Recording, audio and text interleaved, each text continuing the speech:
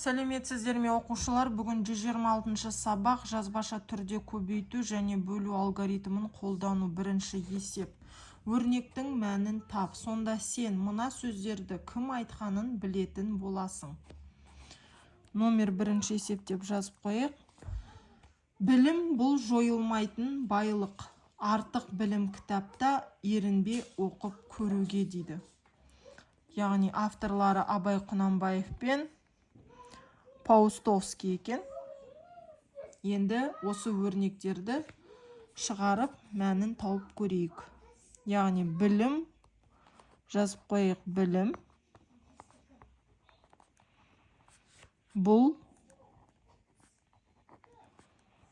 жойылмайтын байлық.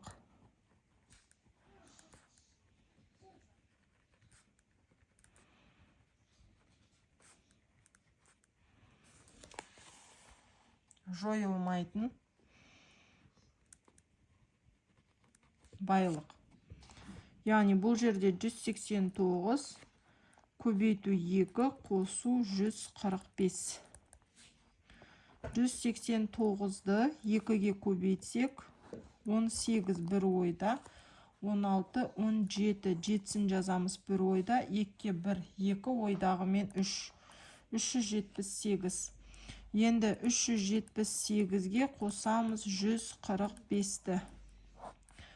8-ге 5-ті қоссақ 13 бір ойда, 7-ге 1, 11, 7-ге 4, 11 ойдағымен 12, 2-сін жазамыз бір ойда. 3-ке 1, 4 ойдағымен 5, 523. Яғни білім бұл жойылмайтын байлық. Бұл сөзді Паустовский айтқан екен. Мына жерге былай жазып қояйық. Паустовский.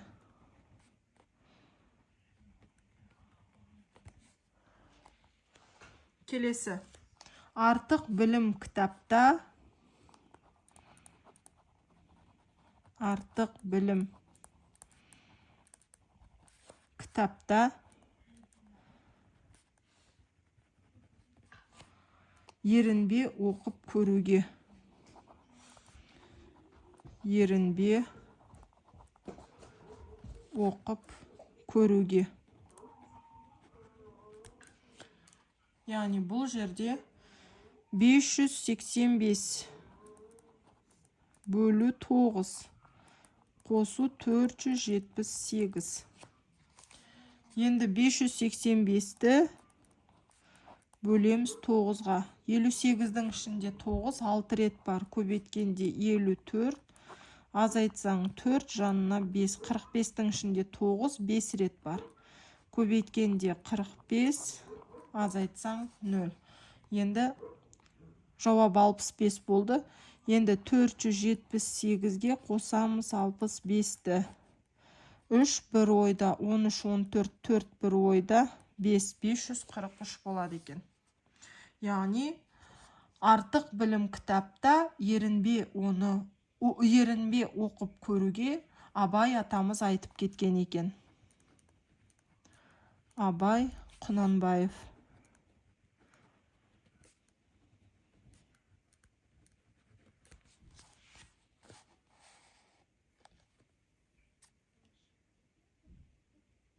Келесі номер 2-ші есеп. Есептеп дұрыстығын тексер.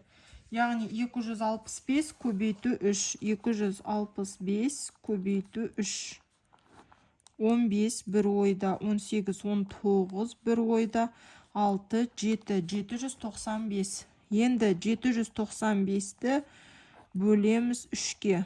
7-нің ішінде 3 2 рет бар. Көбейткен кезде 6, 1, 9. 19-ның ішінде 3 6 рет бар. Көбейтсең 18, 1, 5. 15-дің ішінде 3 5 рет бар. Көбейткен кезде 15, азайтқанда 0. Яғни жауабы 265. Енді келесі 792 бөлу 4. 7-нің ішінде 4 бір рет бар. Көбейткен кезде 4, 3, 9. 39-ның ішінде 4, 9 рет. 9 рет бар. Көбейткен кезде 36, азайтқанда 3, 2, 32-нің ішінде 4, 8 рет бар. 32, 0. Яғни 198 көбейту 4. 198 көбейту 4. 32 3 ойда. 36, 39 3 ойда. 4 жердегі 1-ің 4, ойдағы мен 7. Яғни 792. Келесі 711 бөлі 9. 711 бөлі 9. 71-дің ішінде 9, 7 рет бар. Көбейткен кезде 63, азайтқан кезде 8, 81-дің ішінде 9 рет бар. Көбейткен кезде 81, 0. Жауабы 79. Енді 79-ды көбейтеміз 9-ға. 81, 8 ойда. 9 жердегі 7-ің 63, ойдағы мен 71. Сонда 711. Келесі 835. 835 бөлу 5. 8-дің ішінде 5 1 рет бар. Көбейткенде 5, 3, 3. 33-дің ішінде 5 6 рет. Көбейткенде 30, азайтқанда 3, 5. 35-дің ішінде 5 7 рет бар. Көбейткенде 35, азайтқанда 0. Яғни жауабы 167. Енді 167 көбейту 5. 7 жердегі 5-ің 35 3 ойда. 6 жердегі 5-ің 30, ойдағы мен 33. 3-ін жазамыз 3 ойда. 5 жердегі 1-ің 5, ойдағы мен 8. 835. Келесі 69 көбейту 7. 9 жердегі 7 63, 3-ін жазамыз 6 ойда. 6 жердегі 7-ің 42, ойдағы мен 48. Енді 483 бөлу 7. 48-дің ішінде 7 6 рет бар. Көбейткен кезде 42, азайтқанда 6, 3. 63-дің ішінде 7 9 рет бар. Көбейткенде 63, 0. Келесі 179 көбейту 5. Көбейту 5 екен. 179 көбейту 5. Бұлай жаза берейін.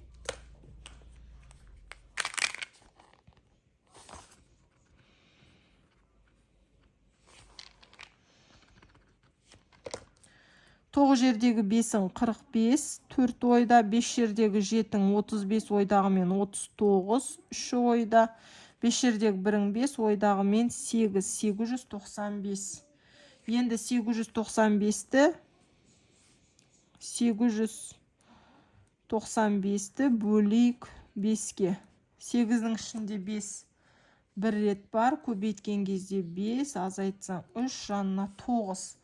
39-ның ішінде 5 7 рет бар. Көбейткен кезде 35, азайтсаң 4, жанына 5 түседі. 45-дің ішінде 5 9 рет бар. Көбейткенде 45, 0. Мінекей. Келесі номер 3-ші есеп. Амалдардың орындалу ретін анықта. Өрнектерді баған түрінде жаз және есепте. 432 көбейту 2, азайту 346 көбейту 2. 432-ні көбейтеміз 2-ге. 4, 6, 8. 346-ны көбейтеміз 2-ге. 12 1 ойда, 8, 9, 6. Енді азайтамыз. 864 азайту 692. 2. 16-дан 9-ды азайтсақ 7. Мұнда 7, 7-ден 6-ны азайтсақ 1. Жауабы 172. Келесі. 696 бөлу 6 қосу 78 көбейту 7. 696-ны бөлеміз 6-ға.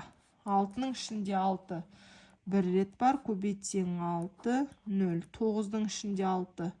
1 рет бар, көбейткен кезде 6, 3, 36-ның ішінде 6, 6 рет бар, 36, 0.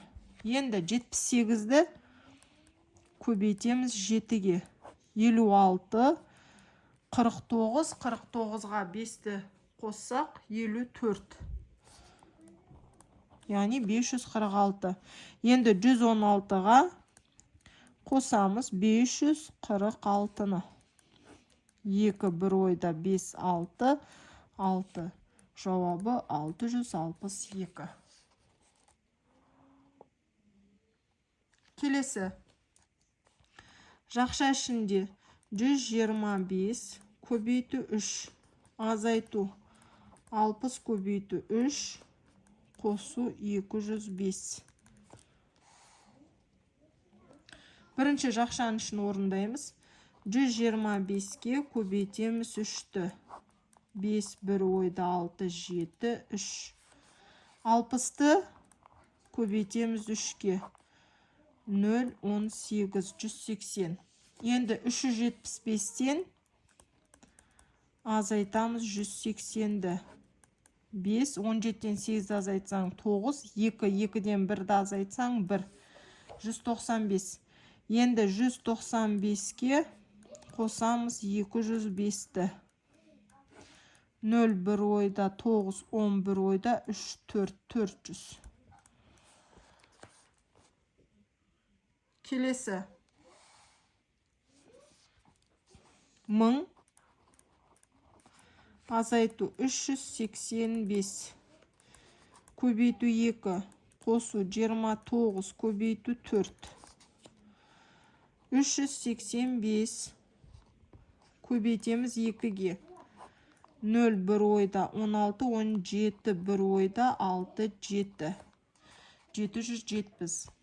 29-ды көбейтеміз 4-ге. 9 жердегі 4-дің 36, 6-сын жазамыз 3 ойда. 2 жердегі 4-дің 8, ойдағы мен 11. 116. Енді 770-ке қосамыз 116-ны.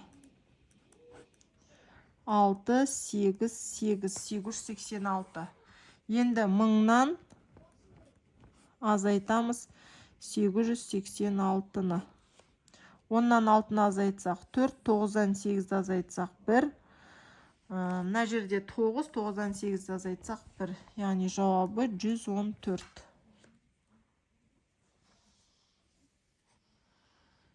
Келесі.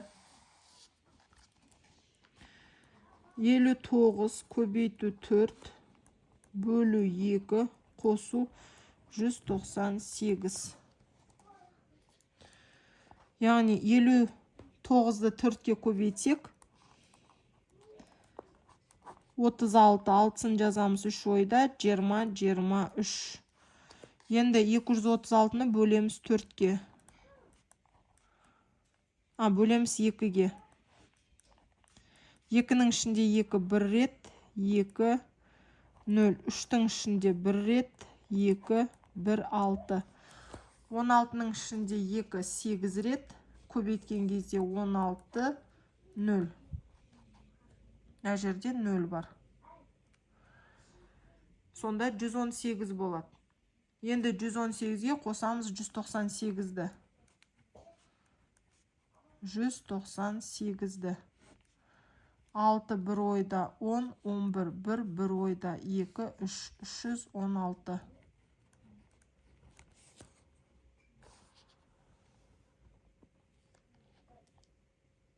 Номер 3-ші есептің соңғы өрнегі 324 бөлу 4 қосу 628 бөлу 2. 324-ті бөлеміз 4-ке. 32-нің ішінде 4, 8 рет бар. 32, 0. 4-тің ішінде 1 рет, 4, 0. 81. Енді 628-ді бөлеміз 2-ге. 6-нің ішінде 2, 3 рет бар. Көбейткенде 6, 0. 2-нің ішінде 2, бір рет бар. 1-ді 2-ке көбейтсек 2, азайтқанда 0, жанына 8. 8-дің ішінде 2, 4 рет бар. 4-ді 2-ке көбейтсек 8, азайтқанда 0, жауабы 314. Енді 314-ке қосамыз 81-ді. 5, 9, 3, 395. Осымен үшінші есеп аяқталды. Келесі номер 4-ші есеп, тік бұрышты үш бұрыштардың ауданын есепте дейді. Енді қарап тұрсаңыздар, осындай тік бұрышты үш бұрыштар берілген. Бұның ауданын есептеу үшін өлшеп аламыз. Мына жағы 6 сантиметр, мына жағы 2 сантиметр екен. Яғни бұлай жазылады. А тең 6 сантиметр, Б тең 2 сантиметр. Ауданын табатын болсақ, оның формуласы А көбейту Б бөлу 2. Енді осы формулаға саламыз. 6 сантиметр көбейту 2 сантиметр бөлеміз 2-ге. Сонда 12 сантиметр квадрат бөлу 2 болады. Сонда 6 сантиметр квадрат болады екен. 6 сантиметр квадрат ауданы. С-тен 6 сантиметр квадрат. Келесі мына жасыл үшбұрыштың ауданын есептеу үшін мына жақ қабырғасын 3 сантиметр, және де мына жақ қабырғасы 4 сантиметр. Яғни бұлай жазамыз. А тең 4 сантиметр, Б тең 3 сантиметр. Яғни бұның ауданын есептейміз. Ауданы белгісіз. Ауданын табу үшін А көбейту Б бөлу 2. С-тен А көбейту Б, яғни 4 сантиметр көбейту 3 сантиметр бөлу 2. 12 сантиметр квадрат бөлеміз 2-ге 6 сантиметр квадрат. Яғни екеуінің де ауданы 6 сантиметр квадратқа тең екен.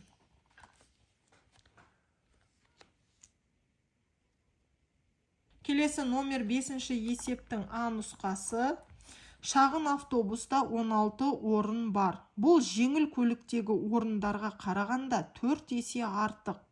Шағын автобус пен жеңіл көлікте барлығы неше орын бар?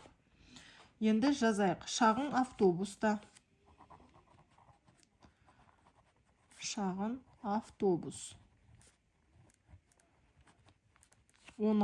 орын бар. 16 орын дейік. Бұл жеңіл көліктегі орындарға қарағанда 4 есе артық. Жеңіл көлікте белгісіз, неше орын бар екен. Яғни бұл 4 есе артық екен. Артық.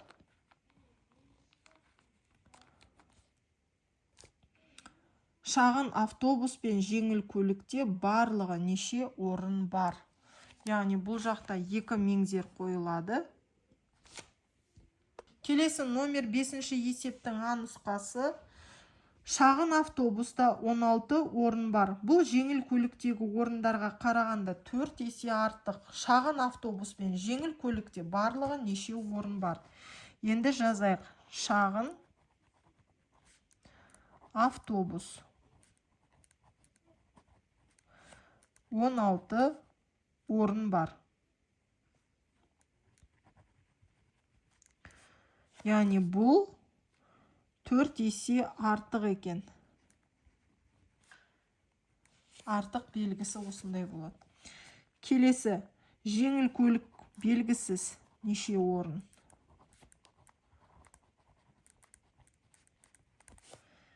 Яғни меңзер бұлай болады.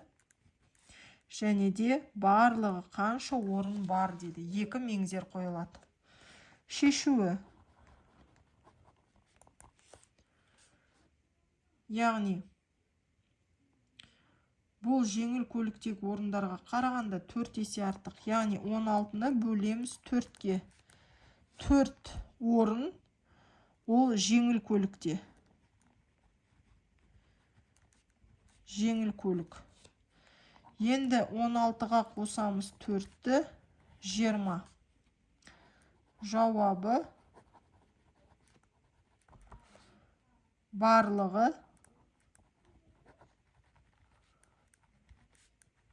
20 орын бар.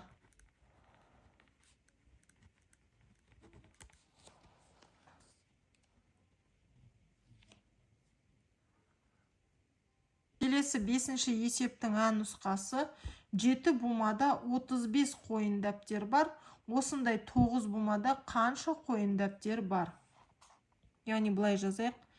7 бумада 35 қойын дәптер. 9 бумада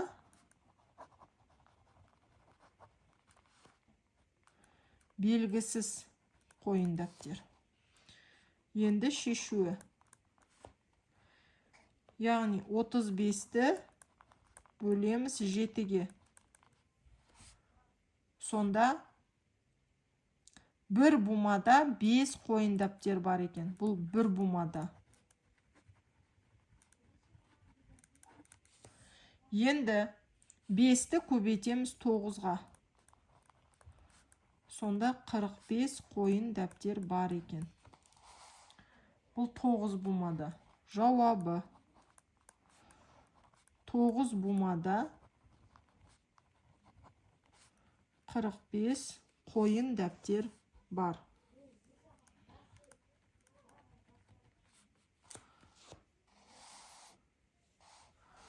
Қойын дәптер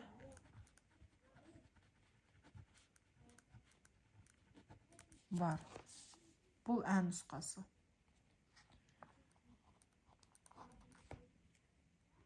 Келесі 5-ші есептің Б нұсқасы. 6 кәмпит үшін 54 теңге төленді.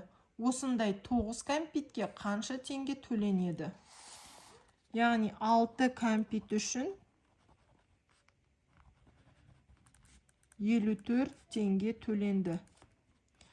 9 кәмпитке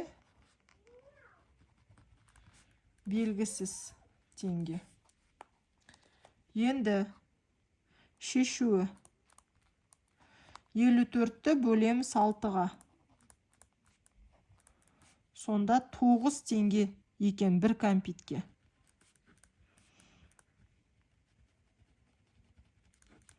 Бізде енді 9 кәмпит бар.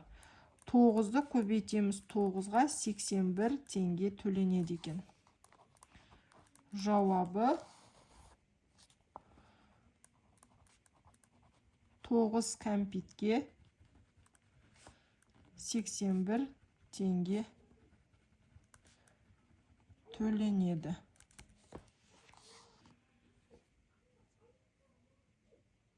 Келесі В нұсқасы. 9 теңгеден 6 дәптер және 55 теңгеге бір қойын дәптер сатып алынды. Барлық сатып алынған затқа қанша теңге төленеді? Яғни бұлай жазамыз. 6 дәптер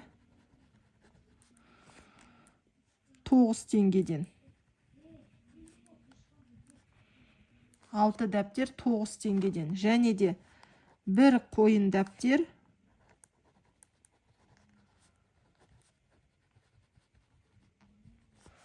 бір қойын дәптер 55 теңге екен. Барлығына қанша теңге төленеді дейді. Шешуі. 6-ға 9-ды көбейтеміз. Және де оған қосамыз 55-ті. Яғни 54 қосу 55. Сонда 109 теңге төленеді екен. Жауабы барлығы 109 теңге төленді.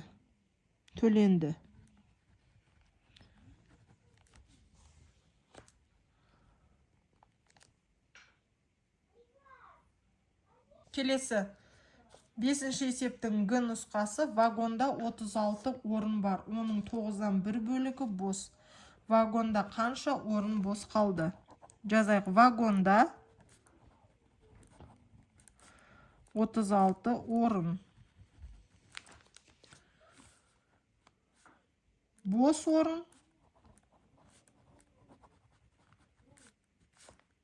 9-дан 1 бөлігі.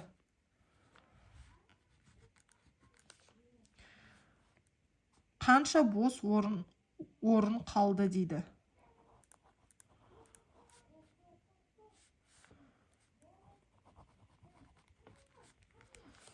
Белгісіз. Енді шешуі: бұл жерде 36-ны бөлеміз 9-ға, көбейтеміз 1-ге. Сонда 4 орын бос қалады екен. Жауабы 4 орын бос қалды.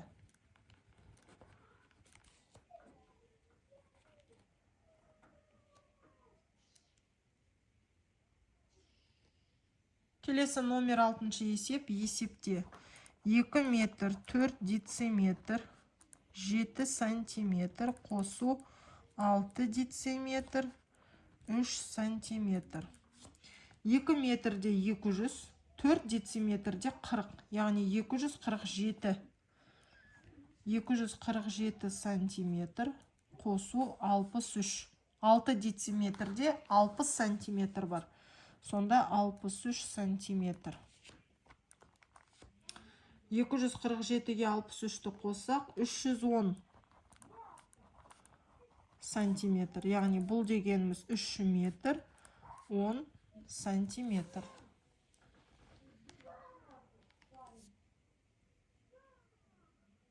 Келесі 8 метр 4 дециметр 9 сантиметр қосу 1 метр 5 дециметр 1 сантиметр.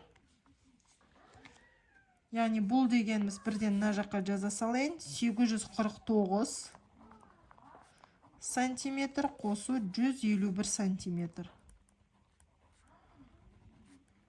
Сонда жауабы 1000 сантиметр болады.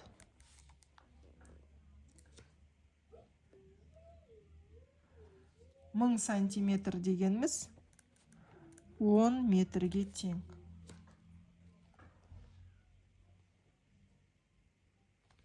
Келесі 9 метр азайту 35 сантиметр. 9 метрдің ішінде 900 сантиметр азайту 35 сантиметр.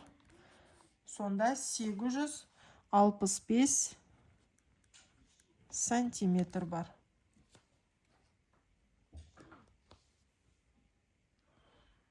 Келесі 1 сағат азайту 15 минут. 1 сағатта 60 минут бар. 60 минуттан 15 минутты азайтсақ 45 минут болады. Келесі 2 сағат азайту 20 минут. 2 сағатта 120 минут бар. Азайтамыз 20 минутты, қалады 100 минут.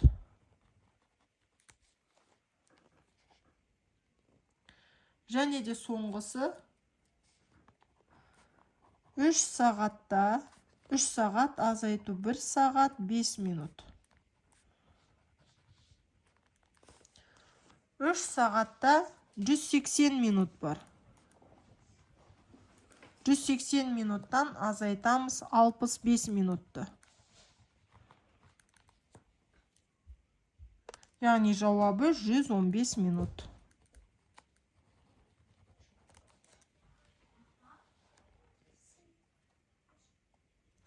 Келесі 6-шы есептің төмен жағында өрнектер бойынша есеп құрастыр деп тапсырма беріпті. Яғни бізде қойын дәптер 115 теңгеден 6 дана.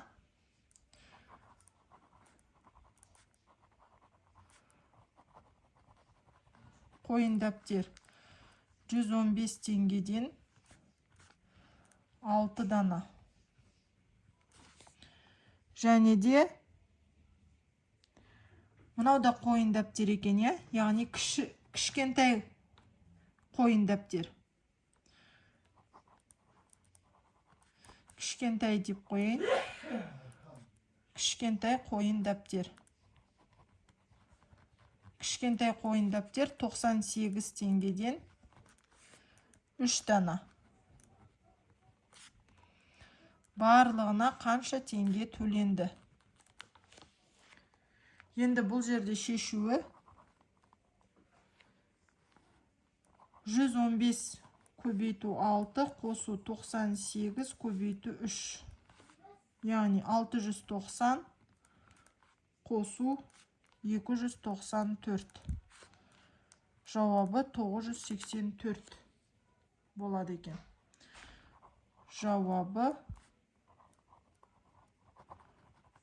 барлығы 984 теңге төленді.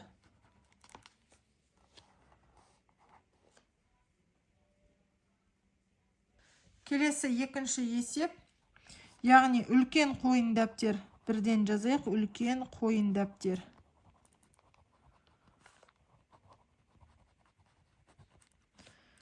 $115 теңгеден 6 дана.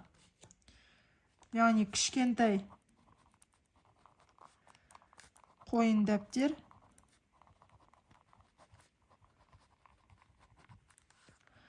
98 теңгеден 2 дана. Яғни қайсысына ақша артық төленді, яғни қанша ақша артық төленді, және де қайсы үлкен дәптерге ме, немесе кішкентай дәптерге ме деген сұрақ қойсақ болады. Енді шешуі. Бұл жерде 115-ті көбейтеміз 6-ға 690. 98-ді көбейтеміз 2-ге 196. Енді 690-нан азайтамыз 196-ны. Сонда 494 теңгеге қойын дәптерге көбірек ақша төленген екен, 494 теңгеге артық.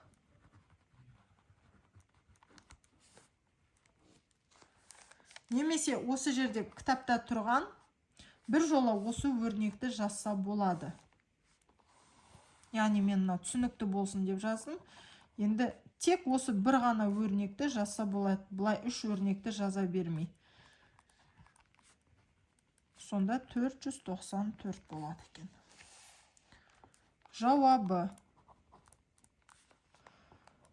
үлкен қойын дәптерге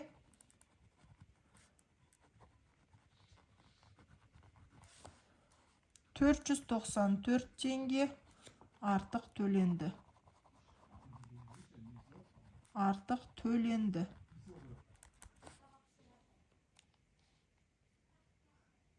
Келесі номер 7-ші есеп. Суреттегі сағаттар әртүрлі уақытты көрсетіп тұр. Бірақ бір ғана сағаттағы уақыт дұрыс. 1 сағат 20 минут алда екені.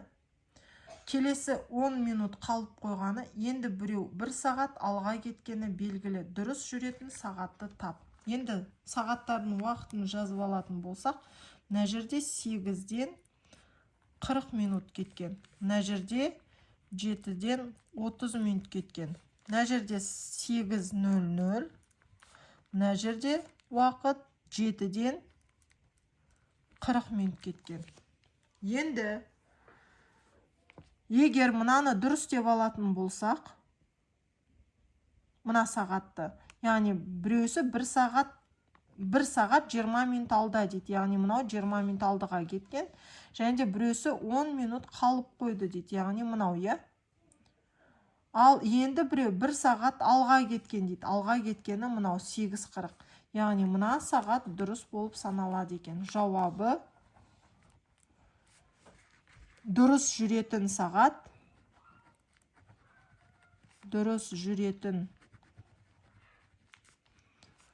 сағат. Ол мына В нұсқасы, яғни сағат 7-ден 40 минут кеткендігі. Мінекей. Осымен балалар 126-шы есеп аяқталды. Менімен болғандарыңызға рахмет. Маған тіркеліп, лайк басып, комментарий жазуды ұмытпаңыздар. Және де келесі 127-ші сабақта кездескенше сау болыңыздар.